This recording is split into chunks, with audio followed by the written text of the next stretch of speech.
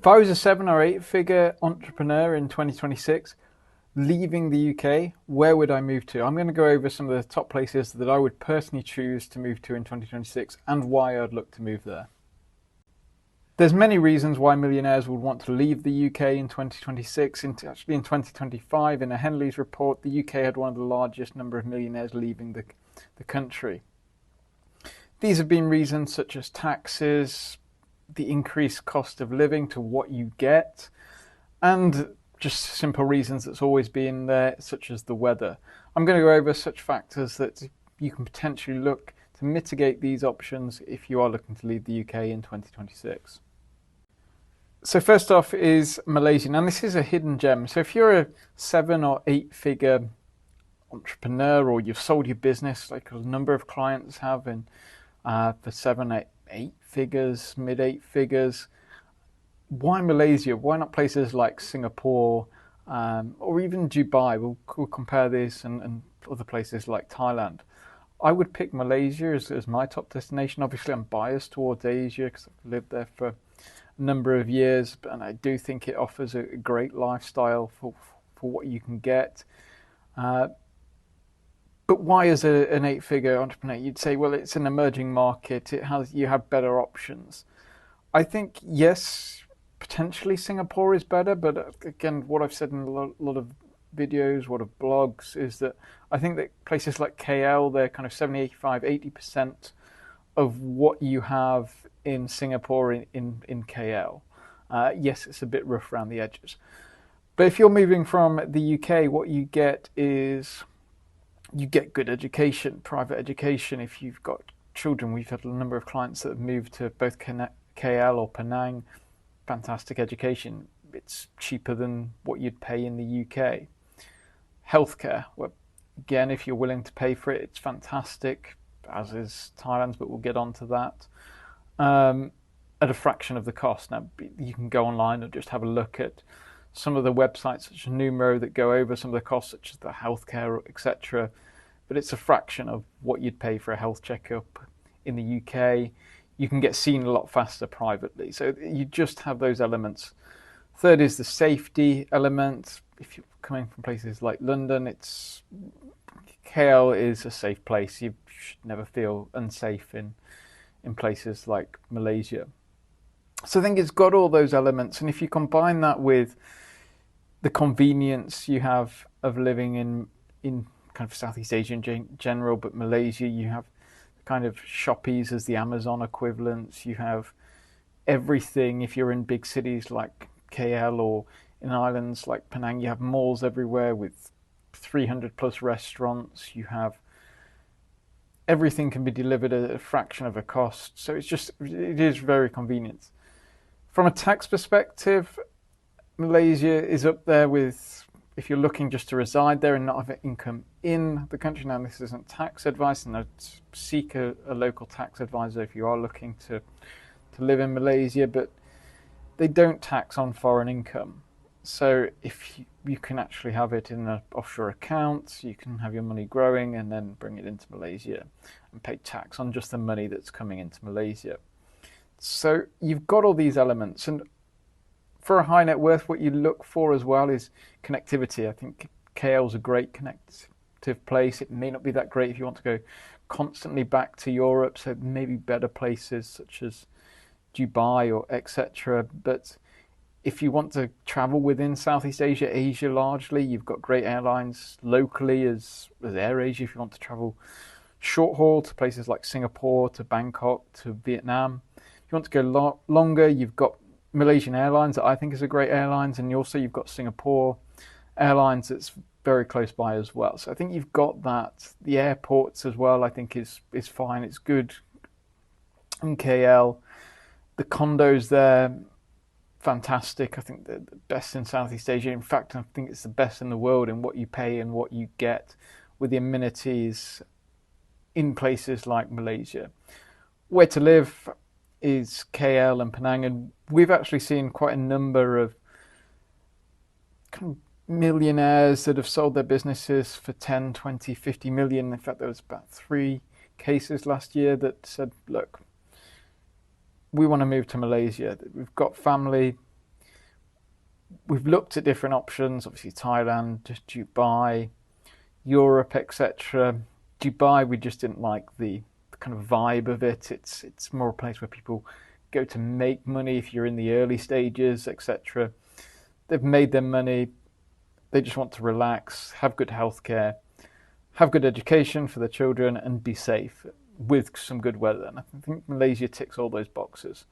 So for me, Malaysia is the top choice if you are looking to move abroad. It does have some disadvantages.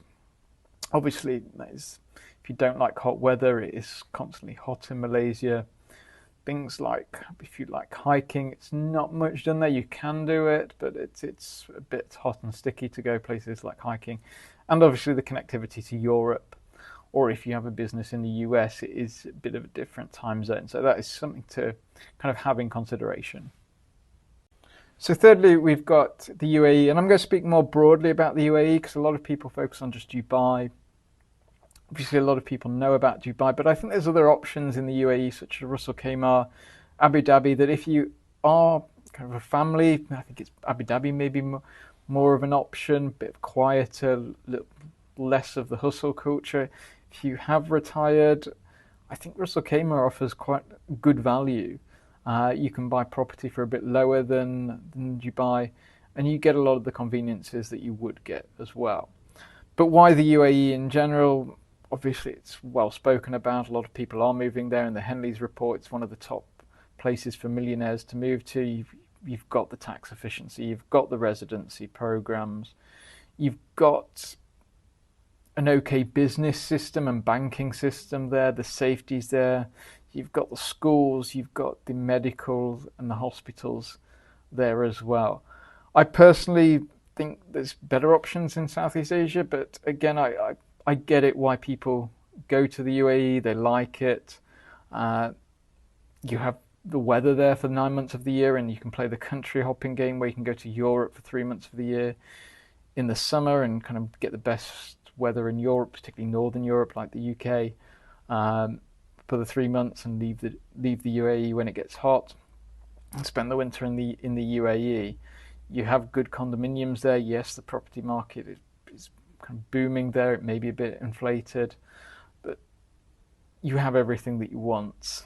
You have great airlines, connectivity. I think this is a big point if you are still working and looking to move your business. I think you've got kind of bridges that gap between East and West time zones. So if you particularly you're working in Europe, maybe a bit in the US and Asia, it kind of bridges those time zones perfectly. The UAE is still a great option. I personally don't. I think there's better options. I'd personally rather move to KL or even Bangkok, but I think I would not be against anyone looking to move to the UAE and get the amenities that it has to offer. And there's a reason why so many millionaires are leaving there, particularly from the UK. So there is a few places that have left off the list, but I do think they are worth a mention. First off is the European countries such as Italy. I think it's a great place. You can have a flat tax regime there in southern Italy. I get why people like it. It's close to the UK. It's got a bit better weather. I think just you have better options in terms of healthcare, schooling, etc. The accessibility if you are a high net worth in other places of the world, particularly those kind of UAE, Southeast Asia options where convenience is just a lot easier than it is there. But saying that, I do get anyone that would want to live there and will live a quiet life. You have options there in southern Italy to live a great quiet life. The other two are options that normally come up in where millionaires are moving to. Switzerland, with the kind of you can pay a flat tax, great quality of living, always ranks highly in virtually everything. And the other one is their neighbour in kind of ranking at the top of the list is Singapore, the Asia equivalent of Switzerland. Great places to bank, ranks top in medical, education, etc.